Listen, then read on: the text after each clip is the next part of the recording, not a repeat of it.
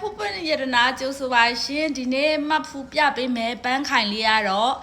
ပလဲပန်းခိုင်လေးကိုပြပေးမှာပေါ့နော်သူကတော့တခိုင်မှာအပွင့်အဲ့လိုမျိုးအပွင့်ပုံစံလေးပေါ့နော်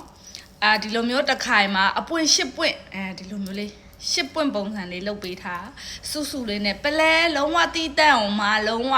အဲ့လိုမျိုးလေးကြိုက်တယ်ဆိုရင်ဒီပန်းခိုင်လေးကိုရွေးလို့ရရနော်သူကတခိုင်လေးကိုပြုတ်လေးပေါ့နော်ဒီလိုလေးစုစုလေးအဲ့လိုလေးဒီမှာပါသူကတခိုင်ကိုတသိန်းတစ်တောင်းကြပါတယ်ရှင်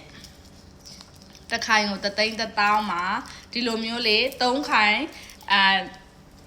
ပန်းအိုးလေးမှာ၃ခိုင်ထိုးနော်ပို့ပြီးတော့ဝေပြီးတော့ဒီလိုလေးပေါ့ဒီလိုလေးပို့ပြီးတော့လာတာပေါ့နော်၃ခိုင်ကိုသူ့ကိုကြတော့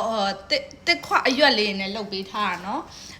တချို့ကြတော့အနှောက်မှာဒီလိုမျိုးလေးဒီလိုလေးဆိုတော့ပို့ပြီးတော့ဝေတာပေါ့နော်ဒီလိုမျိုးလေးတချို့ကြလည်းကြိုက်တယ်ဒီလိုအရွက်ကိုလေတချို့ကြလည်းမကြိုက်ဘူးဒီလိုမျိုးလေးပြပေးတာနော်ဒီလိုလေးအိုးဖြူလေးနဲ့အရင်တော့လည်းထိုးပြဘူးတယ်အိုးဖြူလေးနဲ့ထိုးထားတဲ့ဟာလေးတွေလည်းတော်တော်လေးလာနော်သူကကြီးပန်းအိုးလေးနဲ့ဆိုလဲလာမှာပဲကိုအိုးအိမ်မှာအိုးရှိပြီးသားဆိုအိုးဝယ်စရာမလိုရှင့်ပန်းခိုင်လေးကိုရပြီနော်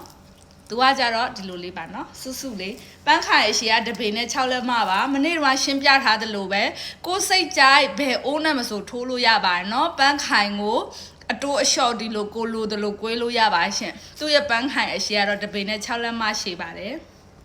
လှလိုက်တာပလဲလေးဒီမှာပါနော်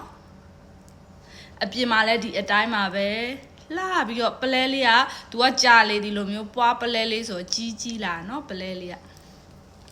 ဝေနေရောပဲဒီပလဲထက်သေးတဲ့ဥစားပန်းခိုင်လေးတစ်ခွဒီဟာထက်နည်းနည်းသေးပြီးတော့ဈေးနေတဲ့ဟာလဲခဏနေလို့ရှိရင်မဖူးပြပေးမယ်နော်